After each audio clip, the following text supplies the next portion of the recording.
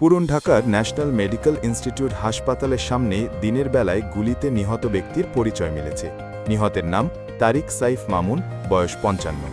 Police জানিয়েছে তিনি ছিলেন এক সময়কার শীর্ষ সন্ত্রাসী এবং দীর্ঘদিন ধরে অপরাধ জগতের নিয়ন্ত্রণ নিয়ে দ্বন্দ্বে জড়িয়েছিলেন। আজ সকাল 10:30টার দিকে হাসপাতালের সামনে তাকে গুলিবিদ্ধ অবস্থায় পড়ে থাকতে দেখা যায়।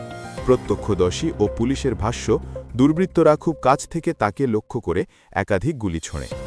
ঘটনার সিসিটিভি ফুটেজে দেখা যায় মামুন দৌড়ে পালানোর চেষ্টা করছিলেন। ঠিক সেই মুহূর্তে দুই ব্যক্তি পেছন দিক থেকে তার উপর গুলি চালায়। পুরো ঘটনাটি ঘটে মাত্র ৩ থেকে ৪ সেকেন্ডে। গুলি শেষে হামলাকারীরা দ্রুত মোটরসাইকেলে করে পালিয়ে যায়।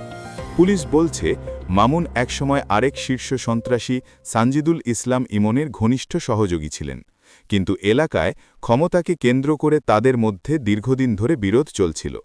তাদের গড়ে তোলা বাহিনী ইমন মামুন বাহিনী একসময় হাজারিবাগ, ধানমন্ডি, মোহাম্মদপুর ও তেজগাঁও এলাকায় ত্রাস সৃষ্টি করত।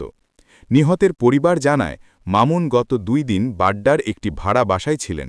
আজ তার একটি মামলায় আদালতে হাজিরা দেওয়ার কথা ছিল। সকালেই তিনি বাসা থেকে বের হন। পরিবার অভিযোগ করছে ইমনের লোকজনই এই হত্যার সঙ্গে জড়িত। এর আগেও তার উপর হামলার চেষ্টা হয়েছিল বলেও জানায় পরিবার। পুলিশের প্রাথমিক ধারণা, খুব কাছ থেকে লক্ষ্য করে গুলি করার কারণে এটি পূর্বপরিকল্পিত হত্যাকাণ্ড। নিহতের লাশ ঢাকা মেডিকেল কলেজ হাসপাতালের মর্গে রাখা হয়েছে। ঘটনার তদন্ত শুরু করেছে কোতোয়ালি থানা পুলিশ।